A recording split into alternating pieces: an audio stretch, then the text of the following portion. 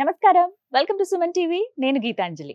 కొత్త సంవత్సరం వచ్చేస్తోంది. ఇక రిజల్యూషన్స్ కి అందరూ రెడీ అయిపోతున్నారు. ఇక సెలబ్రేషన్స్ అంటే మామూలుగా ఉంటాయా? 24 కి బాయ్ చెప్పి 2025 కి గ్రాండ్ గా వెల్కమ్ చెప్తాం.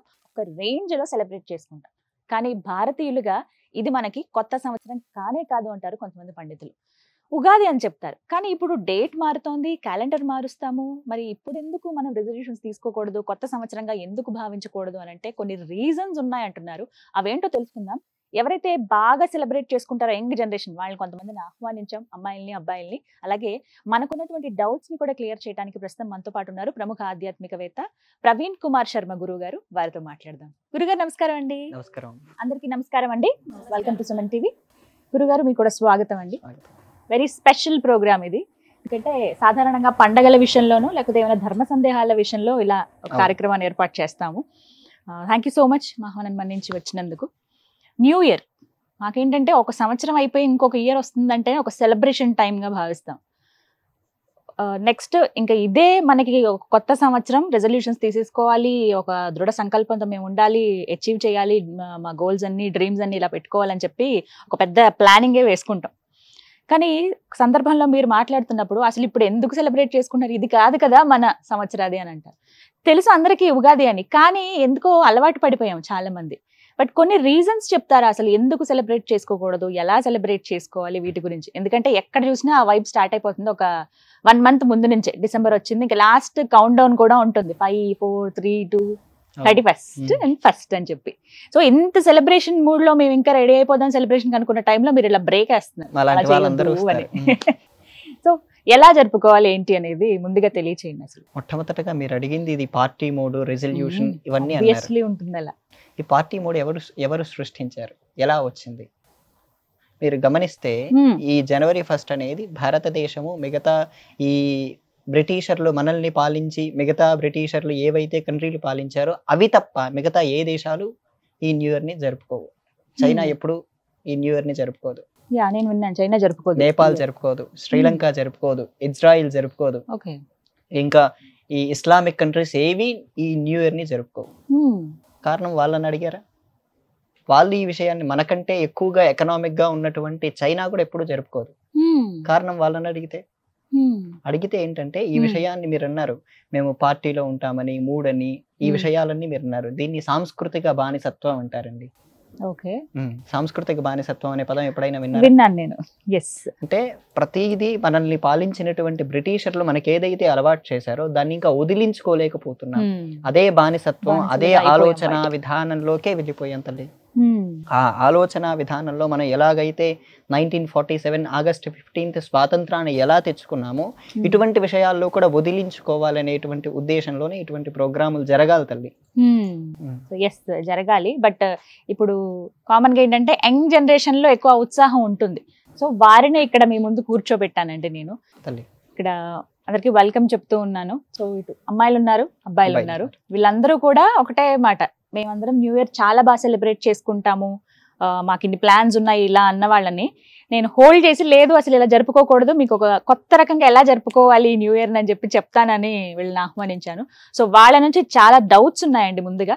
సో ఒక్కొక్కరు ప్రశ్న రూపంలో వాళ్ళు అడుగుతుంటారు, మీరు క్లారిఫై చేస్తారని కోరుకుంటున్నాను. ఓకే, ప్రారంభిద్దాము. ముందుగా నమస్కారం, నా పేరు గణేష్, సత్యసాయి జిల్లా నుంచి వచ్చాను. నా ప్రశ్న ఏంటంటే, జనవరి 1st ఇది చాలా ఇష్టమైన ఫెస్టివల్. చాలా మంది బాగా సెలబ్రేషన్ చేసుకోవాలి, ప్యాకర్స్తో కానీ ఫ్రెండ్స్తో కలిసి దావత్ కానీ ఇలా చేసుకోవాలనుకుంటారు. మీరేమో దాన్ని జరుపుకోవద్దు అనుకుంటున్నారు. ఎందుకు జరుపుకోవద్దు? మొట్టమొదటి రోజే మీరేమన్నారు, జనవరి 1st అని, అదే న్యూ ఇయర్ అని అన్నారు. ఈ న్యూ ఇయర్ అన్నప్పుడు మన డే ఎలా స్టార్ట్ అవ్వాలి? కొత్తగా స్టార్ట్ అవ్వాలి. మరి మీరు ఎలా చేస్తున్నారు? క్రమశిక్షణారాహిత్యంగా సమాజాన్ని నడిపిస్తున్నారు. క్రమశిక్షణారాహిత్యం అంటే మద్యం తాగటం, విపరీతమైనటువంటి విచ్చలవిడి విశృంఖలత్వాన్ని పెంచుకోవటం, రోడ్ల మీద బైకులు వేసుకొని బలాదూరుగా జులాయిగా న్యూ ఇయర్ గాని గట్టిగా అరుస్తూ తిరగటం. ఇది నిజంగా పార్టీ అయినా? మీరు చెప్తారు ఎవరైనా ఇది నిజంగా పార్టీ అని? నిజంగా పార్టీ అనేది మీ ఇంట్లో మీరు చేసుకోగలిగితే ఎవరికి ఎటువంటి ఇబ్బంది లేదండి, ఎవరు మాట్లాడరు కూడా. మీరు అది రోడ్ల మీదకి వచ్చినప్పుడు, సమాజాన్ని ఇబ్బంది పెడుతున్నప్పుడు, అది న్యూ ఇయర్ అని భ్రమలో బ్రతుకుతున్నప్పుడు ఖచ్చితంగా అందరూ వచ్చి మాట్లాడతారు. ఇది న్యూ ఇయర్ ఎప్పటికీ కాదు. జనవరి Okay. 1 అనేటువంటిది భారతదేశానికి బ్రిటిషర్లు తెలియజేశారు తల్లి. అంతకుముందు ప్రపంచం మొత్తం కూడా మార్చి 25వ తేదీన ఈ న్యూ ఇయర్ అనే దాన్ని జరుపుకునేవారు. ఇది ముందు ముందు ప్రతి దేశంలోనూ ఇటు రోమన్ గాని గ్రీక్ కానీ ఈ సివిలైజేషన్స్ ఉన్నప్పుడు కూడా వాళ్ళ దేశాల్లో మొట్టమొదటగా 25వ తేదీ వాళ్ళు డేట్ పెట్టుకున్నారు, 25వ తేదీ అని. మనం ఆ 25వ తేదీ ఆ ప్రాంతాల్లో ఏమొస్తుందని మన పంచాంగం పరంగా పరిశీలన చేస్తే ఆ 20 నుంచి ఈ 30 మధ్యలో మనకు ఉగాది వస్తుంది తల్లి. దాన్ని వాళ్ళు ఆధారం చేసుకొని వాళ్ళు అక్కడ ఆ డేట్ పరంగా అంటే ముందు ప్రపంచ వ్యాప్తంగా అందరూ మార్చి 25నే చేసుకునేవారు. దీన్ని జూలియస్ క్యాలెండర్ అని ఒకటి ఉండేది తల్లి. ఆ జూలియస్ క్యాలెండర్ తర్వాత దాంట్లో కూడా వాళ్ళు మార్చి 25 నుంచే వాళ్ళు మొదటి పెట్టడం అంటే మొదటి రోజు అనేటువంటి విధానం స్టార్ట్ చేశారు.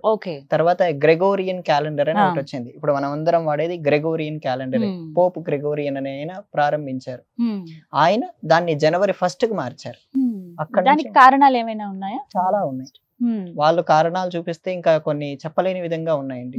1952 అయితే ఆ 2 సంవత్సరాలు ద ఇయర్ ఆఫ్ కన్ఫ్యూజన్ అని పిలుస్తారు తల్లి. ఇప్పుడు సెప్టెంబర్ 4వ తేదీ తర్వాత ఏమొస్తుందమ్మా? 5వ తేదీ. కానీ సెప్టెంబర్ 14 వచ్చింది తల్లి. 11 రోజులు మిస్ అయిపోయాయి. ఈ ఏం చేశారు, వాళ్ళకు కన్ఫ్యూజన్స్ చాలా వచ్చాయి. ఈ జూలియస్ క్యాలెండర్ అని ఈ గ్రెగోరియన్ క్యాలెండర్ అని ఇలా రకరకాలుగా వాళ్ళలో కొన్ని సృష్టించుకొని వాళ్ళలో కొన్ని విభేదాలు వచ్చాయి. దాంతో వాళ్ళు కొత్తగా చేర్చినవి ఆ రాజులు చెప్తూ ఉంటారు. మనకిప్పుడు రాజరిక వ్యవస్థ ఈ దేశంలో లేదు, కానీ ఇప్పటికీ యూరోప్ లో రాజరిక వ్యవస్థే ఉంది. ఆ రాజులు ఏది చెప్తే అది మార్చేసేవారు. కొత్తగా శాస్త్రీయంగా ఇవేం పరిశీలించారు. రాజుగారు చెప్పారు చేర్చాలి అనే కోణంలోనే వెళ్ళి మొత్తం శాస్త్రీయతనే దెబ్బతీశారు. అందుకే చాలా మంది అప్పుడు చాంద్రమానం, ఇప్పుడు భారతదేశంలో 4 రకాల కాలాలు వాడతారు తల్లి. ఇక్కడ ఈ మనం హైదరాబాద్ లో ఉన్న ప్రాంతంలో చాంద్రమానం వాడతాం. తమిళనాడు ఆ ప్రాంతానికి వెళ్తే సూర్యుని ఆధారం చేసుకుని ఆస్ట్రానామికల్ గా వాళ్ళు చూస్తారు. వాళ్ళు సూర్యమానం అని వాడతారు. వింధ్య పర్వతాలకు అటువైపుగా బారహస్పత్యమానం అంటారు. ఇలా 3 రకాల కాలమానాల్ని భారతదేశంలో చూస్తారు. ఈ చాంద్రమానం అనుసరించే మనకి ఇప్పుడు ఉగాదని శ్రీరామనవమి ఈ పండుగలన్నీ ప్రతిదీ ఈ చాంద్రమానాన్ని అనుసరించే వస్తాయి. ఈ చాంద్రమానానికి సంబంధించినటువంటి పంచాంగాన్ని ఆధారం చేసుకుని వాళ్ళు వాళ్ళ కాలానికి తగ్గట్టుగా ఏర్పాటు చేసుకునేవారు. ఈ జనవరి 1 అనేటువంటిది మనకు భారతదేశానికి బ్రిటిషర్లు తెచ్చారు. వాళ్ళది రోమ్ నుంచి అడాప్ట్ చేసుకున్నారు. వాళ్ళది కూడా సొంతంగా కాదు. ఉదాహరణకు మీ బర్త్డే ఎప్పుడమ్మా? డేట్ చెప్పండి, ఏదో ఒకటి. నిజం చెప్పండి. నిజమే చెప్తానండి. మే 17. నిజంగా మీరు మే 17 పుట్టారా? ఎందుకో చెప్పంట. పుట్టలేదని నేను చెప్తాను. తల్లి.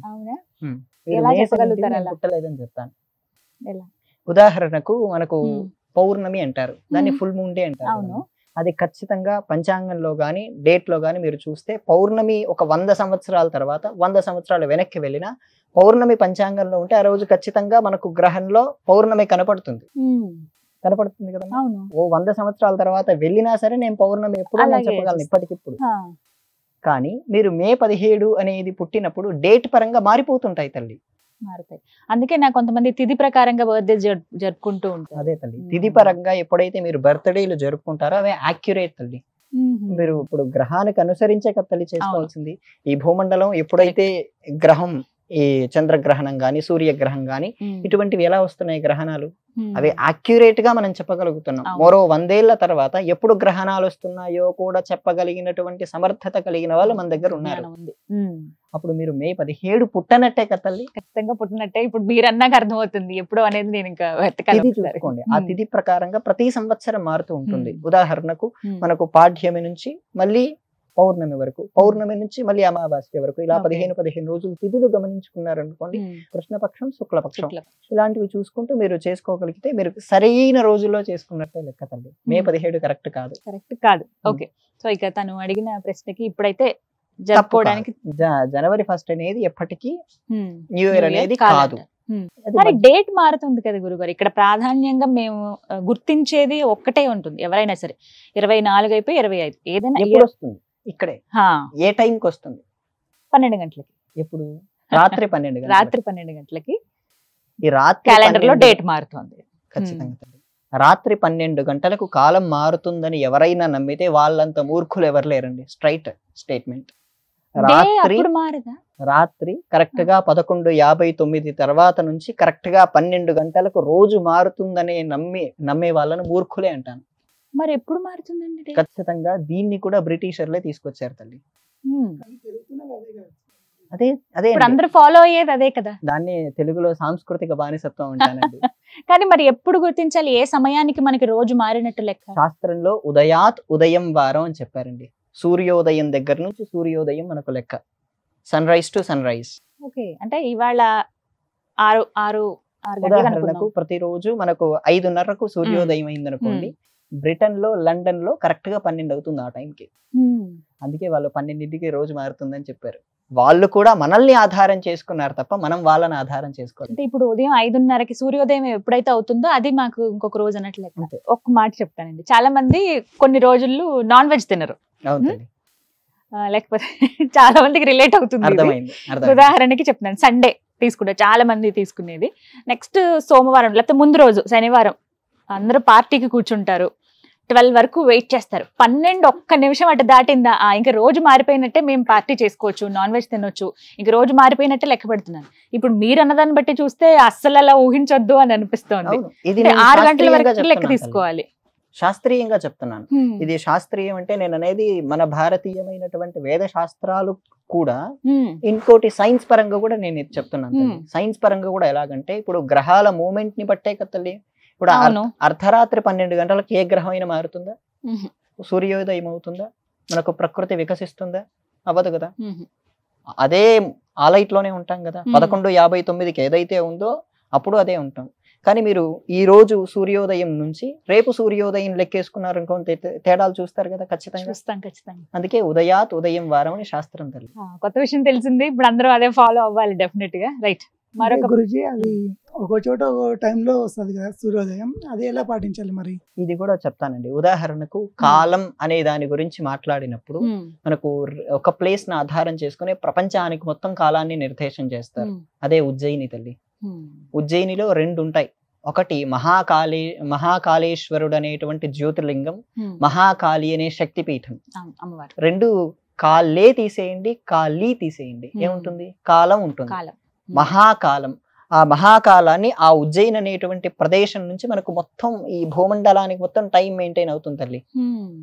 ఈ టైం మెయింటైన్ అవుతున్నప్పుడు ఈ ఉజ్జయిని అనేటువంటి ప్రదేశంలో ఈ రోజు ఉదయం 5:30 అయింది అనుకోండి, అక్కడ వాళ్ళ దేశాలకు ఏ టైం అవుతుందనే దాన్ని క్యాలిక్యులేట్ చేసుకుని వాళ్ళు పెట్టుకున్నారు.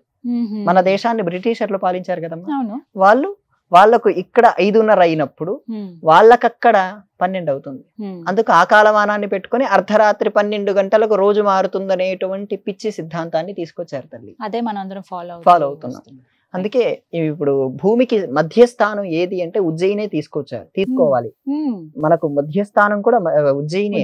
కానీ ఏం చేశారు బ్రిటిషర్లు? వాళ్ళు ఈ దేశానికి వచ్చాక ఈ విషయాన్ని వాళ్ళు గమనించి మన ప్రాచీనమైనటువంటి సూర్య సిద్ధాంతం లాంటి గ్రంథాలు, సూర్య సిద్ధాంతం అంటే స్వయంగా సూర్యుడే మయుడు అనేటువంటి వారికి చెప్పారు.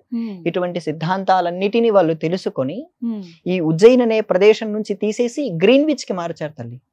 గ్రీన్విచ్ అనేది లండన్ లో ఒక ప్రదేశం, ఆ ప్రదేశానికి మార్చారు. కాలం ఇది భూమండలానికి మధ్యస్థానం, రేఖాస్థానం అని చెప్పి పెట్టారు. అవ్వకూడదు అనే ఉద్దేశంతో వాళ్ళ ప్లేస్ లో మనకు శాస్త్రీయత ఎక్కడుంది? అక్కడే మీరు అవన్నీ గమనిస్తే మహాకాళేశ్వరుడు అక్కడే ఉన్నాడు, కాలాన్ని మెయింటైన్ చేసేవాడు. మహాకాళేశ్వరుడు అనేటువంటి మహాకాళేశ్వరి అనే శక్తిపీఠం అక్కడే ఉంది. శక్తిపీఠము జ్యోతిర్లింగము 2 ఒకే చోట ఉంది, మన కాలాన్ని సరిగ్గా నడిపిస్తున్నాయి తల్లి. అందుకే అక్కడ అనేక మంది రాజులు, విక్రమాదిత్యుడు అంటారు. విక్రమాదిత్యుడు ఎంత గొప్ప రాజు అండి. అలాగే భోజరాజు, వీళ్ళందరూ అటువైపు నుంచి వచ్చిన వారే తల్లి. కాళిదాస్ మహాకవి, వీళ్ళందరూ ఆ ఉజ్జయిని నుంచి వచ్చిన వారే. సో 12 గంటలకి రోజు మారుతుందని పెట్టడానికి కారణం ఇదన్నమాట. ఇది తల్లి. మరొక ప్రశ్న. నమస్కారం గురుజీ, నా పేరు భార్గవి, నేను ఇక్కడ హైదరాబాద్ నుంచి. మరి న్యూ ఇయర్ కి రిజల్యూషన్స్ ఎందుకు పెట్టుకుంటారు? రెజల్యూషన్స్ న్యూ ఇయర్ అనే కాదమ్మా, ఏ రోజైనా పెట్టుకోవచ్చు, సంబంధం లేదు కదా. ఈ రోజు నుంచి నేను కొత్త సంవత్సరం స్టార్ట్ అవుతుందని కదా, ఆ భావనే లేదు కదా మీకు. కొత్త సంవత్సరం ఎక్కడ భావన అయింది? ప్రకృతిలో మార్పులు చూస్తున్నారా? ప్రకృతిలో ఏమైనా మార్పు చూపించగలరా?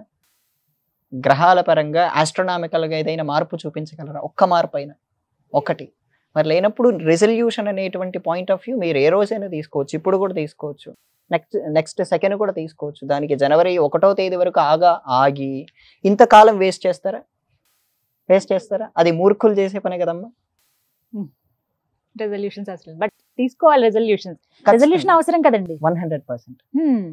ఎటువంటి రెజల్యూషన్ తీసుకోవాలి? సరే ఇప్పుడు న్యూ ఇయర్ కాదు, న్యూ ఇయరే కాదు, ఏ రోజైనా తీసుకోవచ్చు అని చెప్పారు కదా మీరు.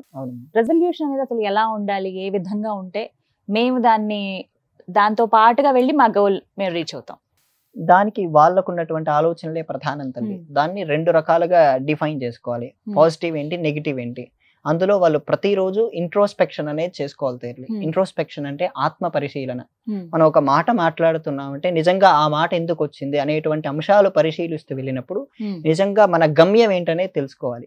ఆ గమ్యం తెలుసుకున్నప్పుడు ఆ రెజల్యూషన్ అనేటువంటిది జనవరి 1వ తేదీ కోసం ఆగకుండా ఆ క్షణమే తీసుకొని ఆ క్షణం నుంచే పనిచేయచ్చు. డైరీ రాయాలనుకోండి, పెన్ను పేపర్ చాలు, రెజల్యూషన్ అవసరం లేదు. ఆ క్షణానికి ఆ రోజు ఏం చేశాను, రాత్రి పడుకునే ముందు రాస్తే సరిపోతుంది. ఏ రోజైనా సరే పాజిటివ్ మైండ్ సెట్ చాలా అవసరం అండి. కానీ ఎందుకు అది సస్టైన్ అవ్వదు? ఇప్పుడు ఏదన్నా ఒకటే, ఇప్పుడు ఉదాహరణకి ఇవే అయితే కనుక జిమ్కి వెళ్ళే వాళ్ళండి దాదాపుగా నేను గమనించాను కదా, first, second, third, 4th day వరకు అసలు చాలా విపరీతమైన రష్గా ఉంటాయి. 5th డే ఉంటుందండి ఇంకా అసలు ఎవరు ఉండరు ఆ జిమ్ లో. అంతే, అందరూ ఎవరి ఇదిలో వాళ్ళు పోతారు, వాళ్ళ వర్క్స్ లో వాళ్ళు బిజీ అయిపోతారు. రేపు వెళ్దాంలే, రేపు అని ఇలా ఇలా ఇలా ఇలా డే మారిపోతూ ఉంటుంది. అదే ఎందుకు రెజల్యూషన్ అలా? దాన్ని ఏమంటారంటే ఉత్సాహంతో వచ్చిన శక్తితో వెంటనే జిమ్లో వెళ్ళి డబ్బులు కట్టేసి చేరిపోయి 4 రోజులు చేసేసరికి కండల దగ్గర నొప్పులు వచ్చేసరికి పడిపోయి ఇంకా ఆలోచన మర్చిపోతారు తల్లి. అంతేనమ్మా? అందుకే ఆలోచన వచ్చినప్పుడు జనవరి 1st అనే రెజల్యూషన్ తీసేయండి. ఆలోచన ఎప్పుడు రావాలి? ఈ క్షణం వచ్చిందా, అది కరెక్టేనా కాదా అనే ముందు ఒక చిన్న ఇంట్రోస్పెక్షన్ చేసుకోండి. ఇంట్రోస్పెక్షన్ అంటే తెలుసు కదమ్మా, ఆత్మ పరిశీలన అంటారు. ఆ ఇంట్రోస్పెక్షన్ చేసుకుని మీరు ముందుకు అడిగి వేస్తే అది జనవరి 1తో సంబంధం లేకుండా కూడా మీరు ముందుకు అడిగి వేయచ్చు తల్లి. మరొక ప్రశ్న గురుగారు. నమస్కారం గురుగారు. నమస్కారం. నా పేరు జ్ఞానేశ్వరరావు. నేను మైదీపట్నం నుంచి వచ్చాను. అంటే నాలా అయ్యప్పమాల వేసుకున్న చాలా మందికి ఉన్న ప్రశ్న ఏంటంటే, ఇప్పుడు ఫ్రెండ్స్ అందరూ నార్మల్గా సెలబ్రేషన్స్లో ఉంటారు, సో మాకు కూడా ఉంటుంది చేసుకోవాలనేసి. కానీ మేము సపరేట్గా దీక్షలో ఉంటాం కాబట్టి చాలామంది ఇప్పుడు అయ్యప్ప స్వాములు అందరూ జ్యోతి దర్శనం కోసం వెయిట్ చేస్తున్నారు. సో ఈ టైంలో సెలబ్రేషన్స్ వస్తున్నాయి కాబట్టి ఆధ్యాత్మికంగా మమ్మల్ని మేము కంట్రోల్ చేసుకోవడానికి ఏ విధంగా పాటించాలి? సంతోషం. చాలా మంది ప్రశ్న, ఎందుకంటే ఇప్పుడు జ్యోతికి వెళ్తారు పండగ దాకా, అంటే ఇంకా 15 రోజులు మధ్యలో ఉన్నది.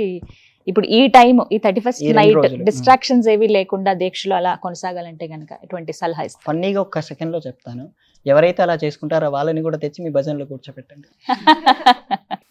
అంతకంటే మంచి మార్గం ఉందండి? లేదు. రమ్మనగానే వచ్చే వాళ్ళు అయితే తీసుకొని వస్తాం కదా, అలా తీసుకొచ్చి కూర్చోబెట్టేయండి. అప్పుడు మీ పక్కనే ఉన్నప్పుడు మీరు కూడా అయ్యప్ప స్వామి భజన చేయండి. తర్వాత ఆలోచన పోతుంది కదా. మీరు వేసుకున్న దానికి ఒక కారణం ఉంటుంది కదా. నేను ఈ సంవత్సరంలో ఇటువంటి మార్పులు పొందాలి, అయ్యప్ప స్వామి వారి అనుగ్రహం కావాలి అనే ఉద్దేశంతోనే వేసుకున్నారా? ఆ ఉద్దేశంతో వేసుకుంటూ మీకు నిగ్రహ శక్తి అనేది అవసరం. అందుకే మీరు పొద్దున్నే లేచినప్పుడు 5-5:30 లోపే మీ పూజ అయిపోవాలి. అంతేనండి? మీరు చన్నీటితోనే స్నానం చేయాలి. అవునండి. మీ ఆలోచన అనేటువంటిది బయటి వైపు పరిగెత్తకుండా మీరు పొద్దున్నే లేచి చన్నీటి స్నానం చేయటం కానీ, మొట్టమొదటిగా పూజ చేయటం కానీ, తర్వాత మధ్యాహ్నం కూడా పూజ అయిపోయిన తర్వాత ఆహారం తీసుకోవటం కానీ, రాత్రి కూడా పూజ అయిపోయిన తర్వాత ఆహారం తీసుకోవటం కానీ, ఇవన్నీ మిమ్మల్ని ఆ నెగిటివ్ థాట్స్ రాకుండా మనస్సు పాజిటివ్ థాట్స్ వైపు వెళ్ళటమే ఈ మాలలో ఉన్నటువంటి ముఖ్య ఉద్దేశం తల్లి.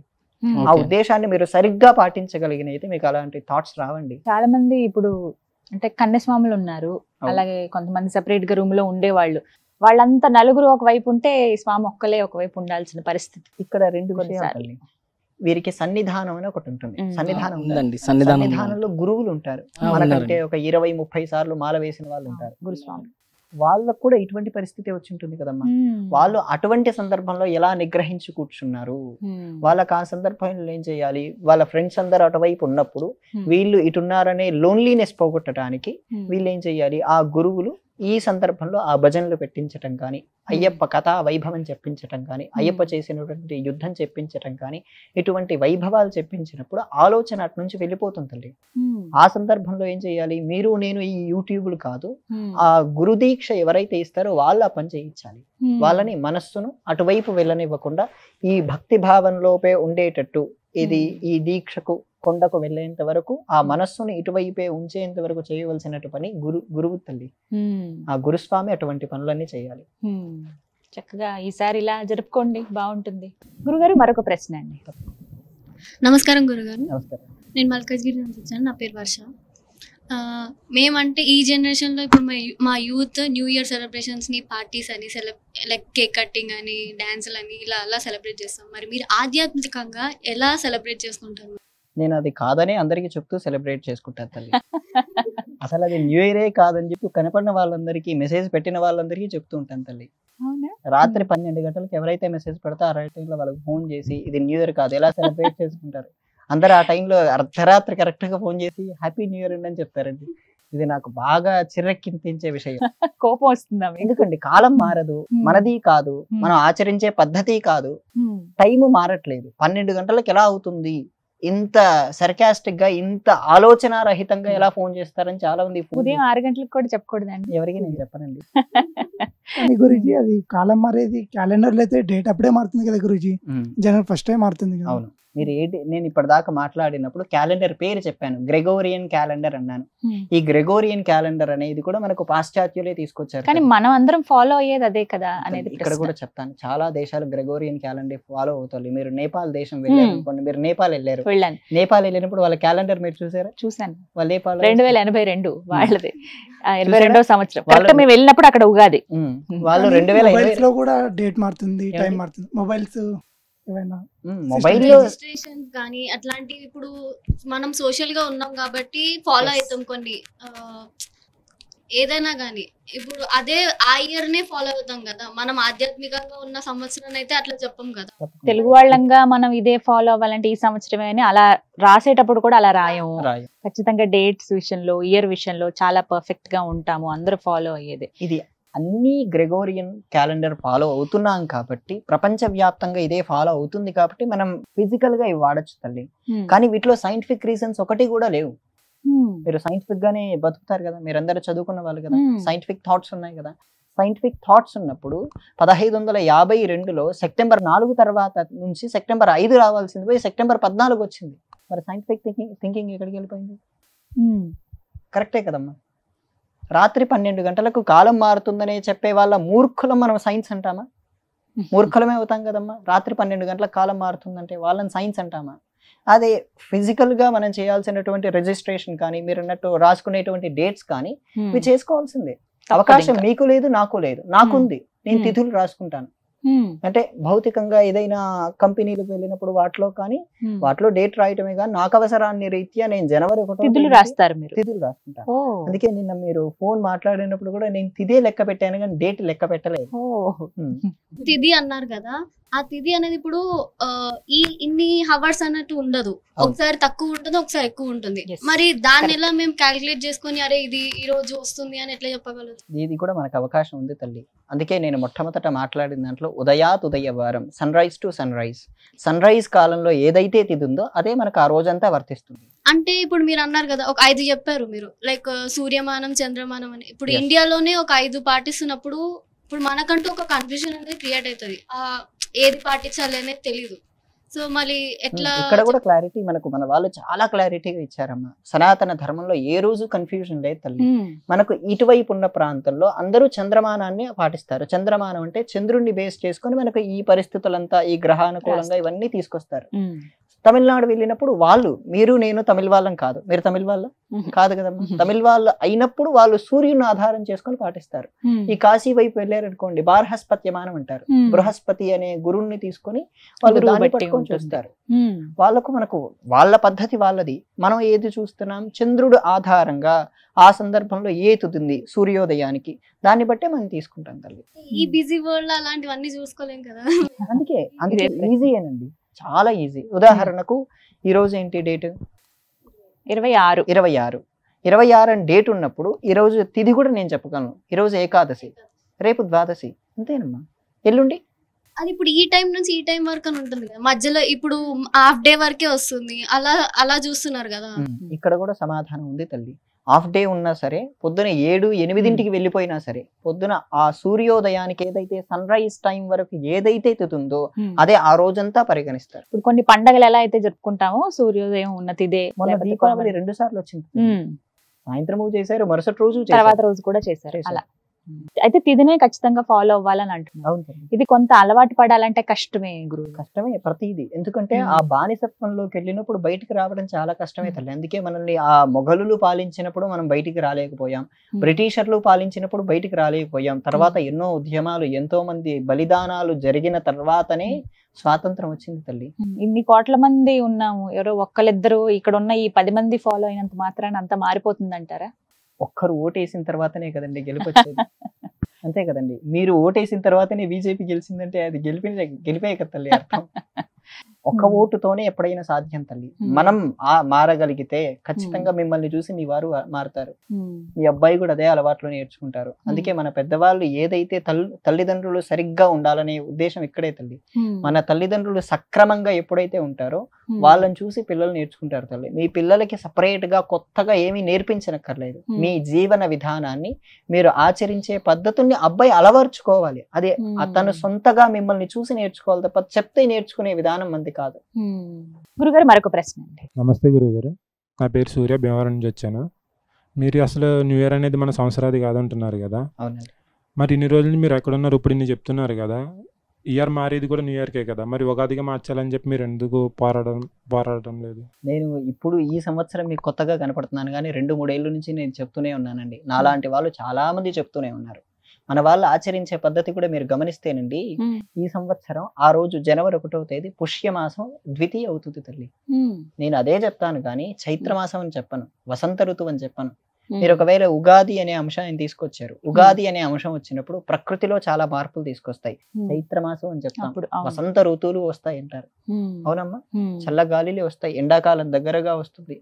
ఇటువంటివన్నీ కొత్త రకాలుగా విధానాలు అప్పుడు స్టార్ట్ అయినప్పుడు ఇది అసలు శాస్త్రీయతే కాదు అనే అంశాన్ని నేను ఇన్ని రోజులుగా చెప్తున్నాను. అలాంటి వాళ్ళు నాకంటే ముందు నుంచి చెప్తూనే ఉన్నారు.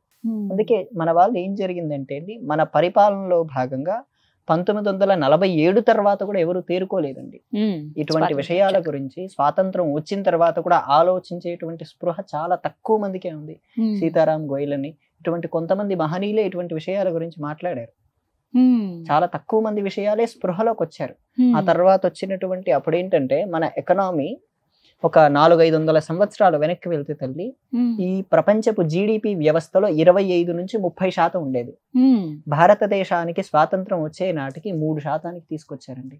విపరీతమైన బీద దేశాన్ని చేసి భారతదేశానికి అన్ని ఇంకా ఏమీ లేవు, దాని వనరులు, సహజ వనరులు కూడా కోల్పోయే పరిస్థితిని తీసుకొచ్చి వెళ్ళిపోయారు. ఆ టైంలో అప్పుడు దేని గురించి ఆలోచించాలి? ఆ పరిస్థితులన్నీ ఆలోచించిన తర్వాత ఇటువంటి డెవలప్ చేసుకున్న తర్వాత ఇవన్నీ. ఇప్పుడు మీరు స్వాతంత్రాన్ని వదిలించుకోవాలని ఖచ్చితంగా మాట్లాడతారు కదా, అవును కదా. మనకు 1947 ఆగస్టు 15 స్వాతంత్రం వచ్చింది, అది ఖచ్చితంగా వచ్చింది కదా. దాన్ని ఎలాగైతే వదిలించుకోవాలని మనం పోరాటం చేశామో దీన్ని కూడా అలాగే చేయాలి. సాంస్కృతిక బానిసత్వం అనే దాన్ని మనం ఖచ్చితంగా వదిలించుకోవాలి. ఇప్పుడు చైనా ఉందండి, మీరు చైనా విషయాన్ని పరిశీలన చేస్తే చైనాలో ఒక్క ఇంగ్లీష్ బోర్డు చూపించలేరు మీరు. నేను ఛాలెంజ్ చేస్తాను ఈ విషయంలో. నేను చైనా వెళ్ళడానికి ప్రయత్నం చేసినప్పుడు ఆ విషయాలన్నీ పరిశీలన చేసినప్పుడు ఒక్క ఇంగ్లీష్ బోర్డు చూపించలేరండి. నేను వియత్నాం వెళ్ళాను, వియత్నాం దేశంలో ఆ దేశంలో ఉండే విషయాలన్నీ పరిశీలన చేస్తే ఒక ఇంగ్లీష్ బోర్డు కనపడతుంది. అంతా వియత్నమీ లాంగ్వేజే. నాకు ఒకటి అర్థమయ్యేది కాదు. వాళ్ళ లోతట్టు ప్రాంతాలు కానీ లేదా పట్టణాల్లో కూడా వచ్చినప్పుడు హోయా ఒక ఇంగ్లీష్ ముక్క కనపడదండి. అంత వాళ్ళ పేర్లతోనే. మరి వాళ్ళు ఎందుకు పెట్టుకున్నారు? ఏ దేశమైనా ఎదగాల్సినటువంటి పద్ధతి తన సొంత శక్తితోనే, సొంత పద్ధతులతోనే ఎదగాలి తప్ప ఎవరో తెచ్చినటువంటి బానిసత్వ ఆలోచన విధానాలతో ఎదగకూడదన్న ఉద్దేశంతోనే ఇన్ని సంవత్సరాలుగా అందరం చెబుతూ ఉన్నామండి. కానీ ఇప్పుడు చెప్పిన వియత్నాం అయితే కంప్లీట్ గా, కానీ మన దగ్గర అలా ఉండదు కదండి. కన్నడ, తెలుగు, తమిళం, ఇంగ్లీష్, మలయాళం, ఇంగ్లీష్ సంగతి పక్కన పెడితే ఇందులోనే ఇప్పుడు భారతదేశంలోనే ఇన్ని లాంగ్వేజెస్ ఉన్నాయి కదా. అక్కడ కూడా డైలెక్ట్స్ ఉన్నాయమ్మా. ప్రతి దేశంలోనూ ఒక భాషకు చాలా రకాలు ఉన్నాయి. ఉదాహరణకు జర్మన్ ఉన్నారు అనుకోండి, జర్మన్ లో కూడా 2-3 డైలెక్ట్స్ ఉన్నాయి. మాండలికాలు చాలా ఉన్నాయి. ఆ మాండలికాన్ని బట్టి మాట్లాడే పద్ధతి మారిపోతుంది, రాసే పద్ధతి మారిపోతుంది.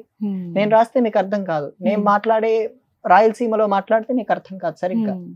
అర్థం కొంచెం టైం పడుతుంది, కొన్ని క్షణాలు. అదే మీరు భీమవరం, పాలకొల్లు ఇటువైపు మాట్లాడితే ఆయనకు బాగా అర్థమవుతుంది. ఆయన కామారెడ్డి అన్నారు, అటువైపు అయితే ఇంకా బాగా అర్థమవుతుంది. అదే అమ్మా, ఆ మాండలికాల్ని వ్యవస్థ తీసుకొని రాసే పద్ధతిని కూడా వాళ్ళు అయితే గమనిస్తారు. ఇంగ్లీష్ ని ఎక్కడ ప్రోత్సహించలేదు, ఎవరు ప్రోత్సహించారు? భారతదేశంలోనే ఎక్కువగా కనిపిస్తుంది. ఇటలీ దేశంలో మీరు Hmm. ఇంగ్లీష్ లో ఎక్కువ మాట్లాడితే ఫైన్ వేస్తారు తల్లి. ఉమ్, ఇటలీలో ఉమ్, తెలుసండి మీకు ఎవరికైనా? ఇటలీలో ఆ దేశంలో వాళ్ళు ఆలోచించినటువంటి పద్ధతి ఏంటంటే ఉమ్, అందరూ ఇంగ్లీష్ మాట్లాడి ఆ భావజాలానికి పడిపోతారు, మన సంస్కృతిని పోగొట్టుకుంటామన్న ఉద్దేశంతో ఉమ్, వాళ్ళు ఇంగ్లీష్ ఆ దేశంలో వాళ్ళ దేశీయులు మాట్లాడరు తల్లి. ఉమ్, మనలాంటి వాళ్ళు ఎవరో టూరిస్టులు వెళ్ళినా వాళ్ళు మాట్లాడతారు తప్ప ఉమ్, ఆ దేశంలో ఉండే వాళ్ళు మాట్లాడితే ఫైన్ వేస్తారు. ఉమ్. కానీ ఆ దేశంలో మనకే ఎందుకు ఇలాంటి పరిస్థితి? వాళ్ళు అంత స్ట్రిక్ట్ గా అంత ఫాలో అవుతున్నప్పుడు లోపం ఎక్కడుంది? లోపం మనలోనే ఉందంటానండి. ఉమ్, బానిసత్వాన్ని ఎప్పుడైతే వదిలించుకుంటామో గవర్నమెంట్ తో సంబంధం లేదు, irrespective of government, irrespective of people, ఎవరితో సంబంధం లేకుండా మన ఆలోచన విధానాన్ని మనమే సక్రమంగా తీసుకెళ్ళగలిగితే ఎవరితో సంబంధం లేదంటానండి. ఉమ్. అవునా? ఇప్పుడు మీ ఇంటి విషయాలు నాకు అవసరం అండి, అస్సలు అవసరం లేదు, మీ ఇంట్లో విషయాలు మీరే చక్క పెట్టుకోవాలి. అంతే, ఆ ఆ చక్క వరకు పెట్టు- మాత్రమే. ఆ కుటుంబాన్ని అలా మన దేశాన్ని మనమే, మన సంస్కృతి ఎలాగా, మన ఆచారం ఎలాగా, మన దేశానికి మూల శక్తి ఏంటి? ఉమ్, మన దేశానికి ఓ శక్తి ఉందండి. ఉమ్. ఏంటండి అది? ఆ శక్తి పేరు సనాతన ధర్మం. ధర్మం. ఉమ్, without Sanatana Dharma there is no India, there is no Bharat. Um. అవునా కాదా? అవును. భారతదేశాన్ని మొట్టమొదటగా ఈ పాశ్చాత్యులు చూసింది కూడా సనాతన ధర్మ కోణంలో నుంచేనండి. ఉమ్, వాళ్ళు అప్పుడు కూడా ఈ దేశానికి పేరు హిందూ దేశం అనే పేరు పెట్టారు. ఉమ్, ఈ కోణంలో నుంచే వాళ్ళు చూసినప్పుడు ఉమ్, వాళ్ళు ఈ కోణంలో నుంచే మనల్ని మతం మార్చటం కానీ ఇటువంటి విషయాలన్నీ ఇటువైపే తీసుకెళ్లారు తల్లి. ఉమ్. వాళ్ళు వాళ్ళ పరంగా ఎదుగుతున్నప్పుడు మనం మన సొంత శక్తి అయిన సనాతన ధర్మం నుంచి ఎందుకు ఎదగకూడదంటాను. ఉమ్. అంతే కదమ్మా? సో అందరూ ఇది తెలుసుకోవాలి. ఖచ్చితంగా. నమస్కారం. నమస్కారం అమ్మా. నా పేరు బీనా, నేను మెదక్ డిస్ట్రిక్ట్ నుంచి వచ్చాను. ఇప్పుడు ఈ జనరేషన్ లో మీరు ఉగాదిని న్యూ ఇయర్ గా చేసుకోవాలి అంటున్నారు. మరి యూత్ అంతా జనవరి 1 న్యూ ఇయర్ గా చేసుకుంటున్నారు. మరి అంటే ఇప్పుడు న్యూ ఇయర్ అంటే జనవరి 1 నుంచి 25 అని స్టార్ట్ అవుతుంది కదా. 2 months తర్వాత, ఆఫ్టర్ 1 month తర్వాత ఉగాది వస్తుంది. సో దాన్ని ఎలా చేంజ్ చేస్తే ఈ జనరేషన్ లో చేంజెస్ వస్తాయి? అదే తల్లి, ఇప్పటిదాకా మీరు ఆలోచించవలసిన పద్ధతి ఏంటంటే ఇప్పటికీ మీరు అదే మూడ్ లోనే ఉన్నారు. న్యూ ఇయర్ అనేటువంటిది మన సంస్కృతి కాదు, అట్ ద సేమ్ టైం అది యాక్యురేట్ కూడా కాదంటున్నాను. యాక్యురేట్ పదం తెలుసు కదమ్మా? యాక్యురేట్ అంటే సరైనది కాదు అని అర్థం. మరి అది సరైనది కాదు ఎందుకు సెలబ్రేట్ చేసుకోవాలనే ప్రశ్న వచ్చినప్పుడు మీ దగ్గర సమాధానం ఉండాలి.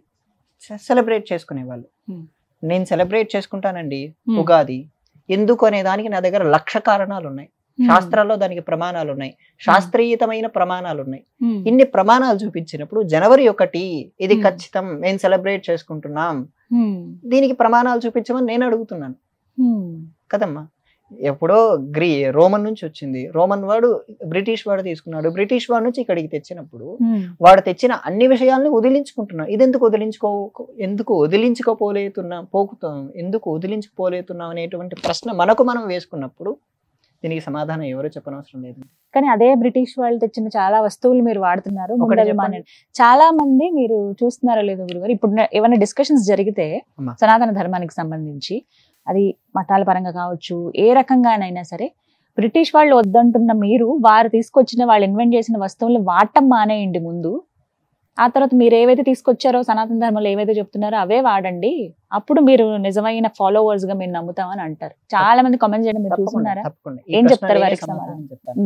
ఉదాహరణకు బ్రిటిష్ వాళ్ళు కనిపెట్టిన 2-3 వస్తువులు చెప్పండి. ఏవి చెప్పలేరు. ఎందుకంటే చాలా ఉన్నాయి కదా. చెప్పండి, ఒకటి చెప్పండి. ఎవరైనా Train, బైక్ తీసుకొని ఎవరైనా చెప్పొచ్చు. అసలు ఇప్పుడు మొత్తం ఈ ట్రైన్ తీసుకొచ్చింది వాళ్ళని కదా. ట్రైన్ సిస్టమా ఉందా ఎవరికైనా? కదా. వాళ్ళే తీసుకొచ్చారు. ఆలోచన ఉంది కదా. భారతదేశంలో వాళ్ళు రైలు వేయటానికి ఎన్ని లక్షల మందిని, ఎన్ని లక్షల చెట్లను వాళ్ళు ఇబ్బంది పెట్టారో తెలుసా తల్లి? భారతదేశంలో ఉండేటువంటి చెట్లని, ఆ కలపని, ఆ టేకుని, కొన్ని లక్షల చెట్లను నరికేశారు. ఇంకో విషయం చెప్పాలి ఈ సందర్భంలో, అంటే రవాణా అనేది సులువైంది కదా కాస్త అప్పటి మీద పోల్చుకుంటే. ఆ ట్రైన్ ఈ సిస్టమ్, ట్రైన్ సిస్టమ్ కూడా భారతదేశంలో ఉండేటువంటి మనలాంటి వాళ్ళ కోసం వేయలేదు తల్లి. మీరు బాగుపడతారని, మీ దేశం వృద్ధి చెందుతని, మీ వాళ్ళకు ఆ ట్రాన్స్పోర్ట్ అనేది బాగా సులభతరం అవుతుందనే ఉద్దేశంలో బెంగాల్ అనేటువంటి విషయం తెలుసా? వెస్ట్ బెంగాల్ ఇప్పుడంటే విడిపోయింది. 1971లో అటు బంగ్లాదేశ్ అయిపోయింది. కానీ ఆ బెంగాల్ అనేది చాలా పెద్ద ప్రాంతం తల్లి. వాళ్ళ దగ్గర నుంచి కొన్ని ట్రిలియన్స్ ఆఫ్ రూపీస్ డబ్బులు తీసుకున్నారు. ఆ ధనాన్ని మొత్తం ఇక్కడ నుంచి తీసుకెళ్లటం కోసం వాళ్ళు ట్రైన్ వేసుకున్నారు తల్లి. మన దగ్గర అత్యంత బంగారం కంటే ఎక్కువ విలువైన సంపద ఒకటి ఉంది. ఎవరైనా చెప్పగలరా? మైక్ మీ చేతిలో. అది కాదు, అందుకే బంగారం కంటే వజ్రాన్ని వాళ్ళే తీసుకెళ్లారు, అది అమ్మవారిది, భద్రకాళి అమ్మవారిదమ్మా. భద్రకాళి అమ్మవారి ఒక సందర్భంలో దీని గురించి డెఫినెట్ గా మాట్లాడదాం. మన దగ్గర బంగారం కంటే విలువైన ఒక వస్తువు ఉంది తల్లి, చెప్పండి ఎవరైనా చెప్పచ్చు. భగవద్గీత అంటాను. పుస్తకాలు కాదు, వస్తువుల్లో నేను ఆ వస్తువులు కాదమ్మా, అది జ్ఞానం. నేను జ్ఞానం మాట్లాడట్లేదు, ఇంకా జ్ఞానం గురించి కూడా చెప్తాను కావాలి. వస్తువుల్లో ఒక విషయం ఉంది తల్లి, మిరియాలు. భారతదేశం నుంచే ప్రపంచ దేశాలకు మొత్తం మిరియాలు సప్లై అవుతాయి తల్లి. ఏ దేశంలోని మిరియాలు పండవు, భారతదేశం తప్ప. ఇక్కడ మాత్రమే. ఇక్కడ నుంచే గ్రీస్ కానీ రోమన్ కానీ ఇటువంటి విషయాలన్నీ వాళ్ళే తీసుకునే వాళ్ళు తల్లి. ఇక్కడ నుంచి ట్రాన్స్పోర్ట్ చేసుకునేవాళ్ళు.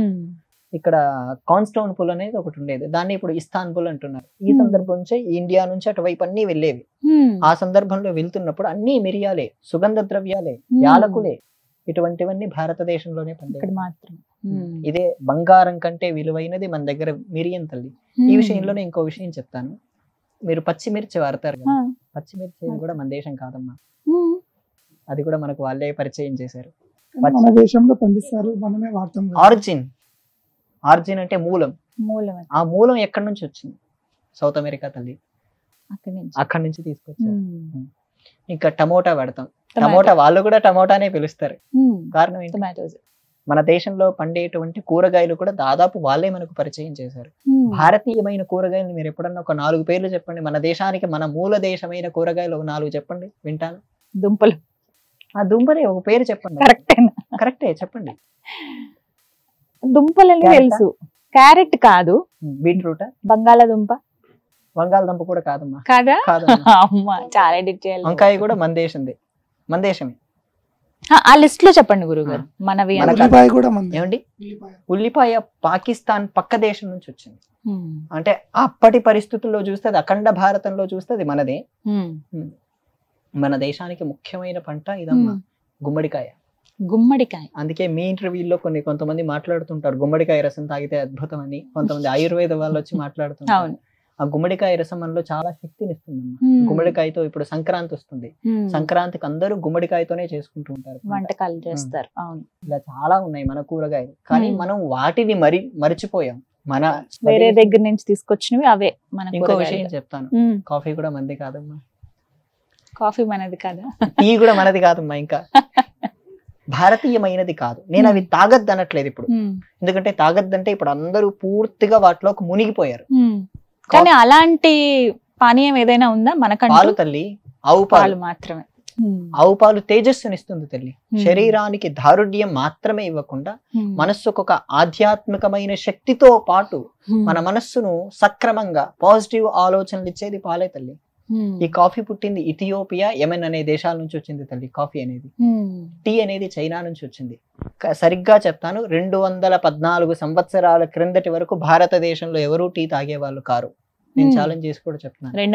214 సంవత్సరాల క్రిందటి వరకు భారతదేశంలో ఎవరు టీ తాగేవారు. ఫస్ట్ ఎవరు తీసుకొచ్చారండి? చైనా నుంచి తీసుకొచ్చారు. ఇక్కడ ఏంటంటే మన ఉత్పత్తులన్నీ ఇక్కడ మన వ్యవస్థని సరిగ్గా సమూలంగా నాశనం చేయటం కోసం బ్రిటిష్ వారు, ఈస్ట్ ఇండియా కంపెనీ వారు ఒక సమూలమైన ప్రణాళిక వేశారండి. ఆ ప్రణాళిక ఏంటంటే, మీరు కుల వృత్తులని విన్నారు.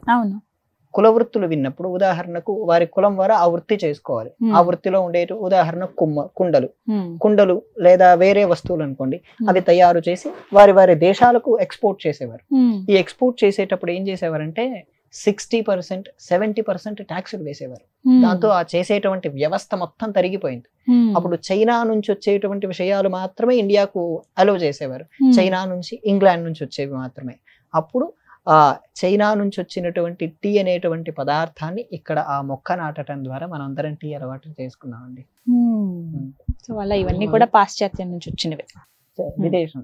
గురుగారు ఒక చిన్న ప్రశ్న, అంటే ఇప్పటి వరకు వాళ్ళే మనకు అన్ని పరిచయం చేసి వెళ్ళారని చెప్పారు కదా, సో బియ్యం మనం తినే అన్నం ఉన్నది కదా, దాన్ని కూడా వాళ్ళే పరిచయం చేశారా, లేదంటే ఇక్కడ మన సంస్కృతి ప్రకారం అది మనమే పండించుకున్నామా? ఇక్కడ మనమే పండించామండి.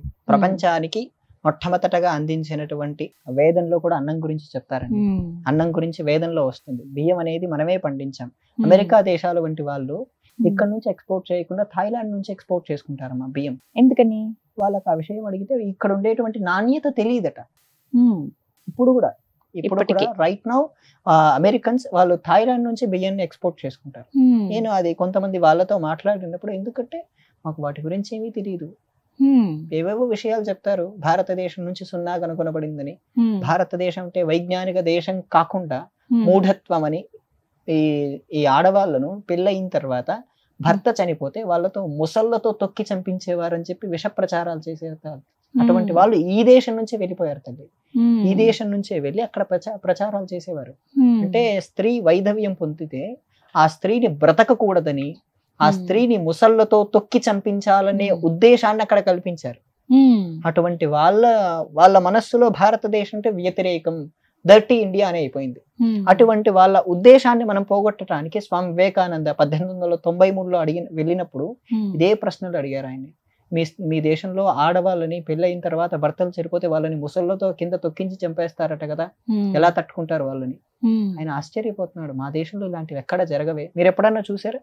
వినలేదు. సతీ సహగమనం విన్నాం కానీ ఇలాంటివి సతీ సహగమనం అనే అంశం కూడా వేరమ్మా. అది దాని గురించి కూడా అది ఎందుకు జరిగిందన్న అంశం కూడా చెప్తాను. రాజపుత్ర స్త్రీల వరకు మాత్రమే జరిగేది. రాజపుత్ర స్త్రీలు అంటే క్షత్రియులు. ఉదాహరణకు ఒక రాజు ఉన్నాడండి, రాజసింహ అనే రాజు. ఆ రాజు పైన అల్లావుద్దీన్ ఖిల్జీ అనేవాడు చూశాడు. ఆ రాజ్యం విషయం గురించి రాజస్థాన్ లో ఉంటుంది అనుకుంటా. వాళ్ళ ఆవిడ దాని గురించి సినిమా కూడా తీశారు. రాణి పద్మిని అంటారు. ఆవిడ చాలా సౌందర్యవతి. ఆవిడ గురించి విని ఆవిడని మోహించాలనే ఉద్దేశంతో ఆ రాజు తెలుసుకున్నాడు, ఎవరు? అల్లావుద్దీన్ ఖిల్జీ. దానితో వీళ్ళు వాళ్ళపైన యుద్ధం చేయటం, ఆ రాజుని చంపేయటం. చివరికి అందరికీ తెలిసిపోయింది రాజు చచ్చిపోయాడు, ఇంకా మనకు ఆప్షన్ లేదని. ఆ రాణి పద్మావతి అనే ఆవిడ చేసిన పని ఏంటంటే, ఆ పక్కన ఉండేటువంటి స్త్రీలందరినీ పిలిపించి, మన రాజు చనిపోయాడు, ఈ వచ్చే క్రూరుడేమో మన దేహాలను మనం చచ్చిపోయిన తర్వాత కూడా అనుభవించాలనే ఉద్దేశంలో ఉన్నాడు. సో మనం ఇప్పుడు చేయవలసింది ఏంటంటే, మనం అందరం మన శరీరాన్ని కూడా దహనం చేసుకోవాలి అన్న ఉద్దేశంలో పెద్ద పెద్ద మంటలు రగిలించుకొని వాళ్ళు దూకేశారు తల్లి. స్వచ్ఛంద మరణాన్ని పొందారు. ఎవరు వాళ్ళని బలవంత పెట్టలేదు. వాళ్ళ చనిపోయిన తర్వాత కూడా వాళ్ళ దేహాలు ఎవరు అనుభవించకూడదన్న ఉద్దేశం. అది ఆ సతీ సహగమనం అనేది అలా ప్రారంభమైంది తల్లి. ఎవరు దీన్ని నిర్బంధి సతీ సహగమనం అనేది భారతదేశంలో పెట్టలేదు. మీరు అడిగారు భారతదేశంలో బియ్యం మొట్టమొదటి నుంచే. భారతదేశమే సమస్త ఖనిజాలకు వృత్తులకు ఆధార కేంద్రం అండి. ఉదాహరణకు మీకు ఆకలి అయిందండి, ఎక్కడి నుంచి తింటారు? నోటి నుంచే తింటారు. శరీరంలో ఏ అవయవానికి కడుపుకే ఆకలి అవుతుంది? కడుపుకు పెట్టలేరు కదా, నోటి నుంచే ఆధారం. ఈ సమస్త విశ్వానికి భారతదేశం భూకేంద్రం అండి. జ్ఞానం అంతా ఇక్కడ నుంచే వర్ధిల్లేది. మధ్యయుగం వరకు అక్కడ ఉండేటువంటి వెస్టర్న్ కంట్రీస్ దాదాపు అన్ని భూమి బల్లపరుపుగా ఉండేదంటారు. బల్లపరుపుగా అంటే ఇలా పరిచి ఉంటుంది. ఈ దేశం నుంచి ఇలా వస్తే భూమి నుంచి పడిపోతాం అనే ఉద్దేశంలో చాలా మంది బ్రతికారు. అప్పుడు కొంతమంది సైంటిస్టులు ఉంటారు, గెలీలియో అని. వీళ్ళందరూ ఏం చెప్పారంటే, భూమి అలా లేదు, భూమి గుండ్రంగా ఉందంటే. గెలీలియో అనే ఆయన్ని 18 సంవత్సరాలు ఒకే గృహంలో బంధించారు తల్లి, కళ్ళు పీకేశారు. ఒక ఆయనైతే సజీవ దహనం చేశారు. ఇటువంటివన్నీ యూరోప్ లోనే జరిగాయి. ఇవి ఎక్కడో కూడా కాదు, 450-500 ఏళ్ళు వెనక్కి వెళ్తేనే. కానీ భారతదేశంలో అప్పటికే సున్నా కనుగొనబడింది. మీరు ఇన్ని కంప్యూటర్లు చూస్తున్నారు, ఏఐ అంటారు, ఇదంతా సున్నా అనే ఆధారంగానే జరిగింది. అవునా కాదండి? సున్నా లేకపోతే మీరు ఏదైనా చేయగలరా? ఎవరు కనిపెట్టారు సున్నా? అందరికీ తెలిసింది ఆర్యభట్ట. ఆర్యభట్ట ఎక్కడి నుంచి కనిపెట్టారో తెలుసా అండి? వేదంలో నుంచి. వేదంలో ముందుగానే చెప్పబడింది. దాన్ని ఆ విషయాన్ని ఆయన సున్నా రూపంలో వ్యక్తీకరించి చెప్పారు. మ్యాథమెటిక్స్ విషయంలో మాట్లాడినప్పుడు భారతదేశమే మొట్టమొదటగా ముందుందండి. ఉదాహరణకు ట్రిలియన్ అంటారు, ట్రిలియన్ తర్వాత ఎక్స్ ట్రిలియన్, ఇలా ట్రిలియన్స్ ఇలా వెళ్ళిపోతాయి. కానీ దాని తర్వాత చాలా పెద్ద సంఖ్యామానం చెప్తారు. ఇది ఈ మధ్య ఒక్క 350 సంవత్సరాల వెనక్కి వెళ్తే తల్లి, 350 ఏళ్ళు కూడా చాలా ఎక్కువ. రోమన్లకు ఉన్నటువంటి అతిపెద్ద సంఖ్య 10,000 తల్లి. 10,000 తల్లి. ఎలా లెక్కించే వాళ్ళు? ఒకవేళ 10,000 పైన అయితే గనక లెక్కించడం చాలా కష్టమయ్యేది, ఇంకా అంతకు మించి ఆలోచన పోయేది కాదు. కానీ మీకు రామాయణంలో ఒక ఘట్టం చెప్తాను తల్లి. రావణాసురుడు శుకుడు సారణుడు అనేటువంటి 2 దూతల్ని పంపించారు. ఆ దూత ఈ రాముడి సైన్యంలో ఎంతమంది ఉన్నారు లెక్క పెట్టడానికి ఒక లెక్క విధానం కూడా ఈ శుకుడు చెప్తారు. ఉదాహరణకు 100 లక్షలు ఒక పద్మం, 100 పద్మాలు ఒక శంఖం, 100 పద్మాలు మహాపద్మం, ఇలా చెప్తూ వెళ్తారండి. ఇటువంటివి కౌంట్ చేస్తే ఇప్పుడు ఉన్నటువంటి సూపర్ కంప్యూటర్లో ఏమాత్రం సెట్ అవ్వవు. మీరు కౌంట్ కూడా చేయలేరు. అప్పుడు అంతమంది సంఖ్య, భారతీయ సంఖ్యా విధానం అంతలా చెప్పేవారు. పద్మం, మహాపద్మం, ఖర్వం, మహాఖర్వం, ఇలా చెప్పుకుంటూ వెళ్తే అవి సంఖ్య దాటిపోతుంది తల్లి. ట్రిలియన్స్ అనే పదం కూడా సూట్ అవ్వదు. అంత సంఖ్యా విధానం ముందు నుంచే ఉంది అని చెప్తున్నారు. చాలా చక్కగా వివరించారు గురువు గారు. ధన్యవాదాలండి. అందరికీ నమస్కారం అండి.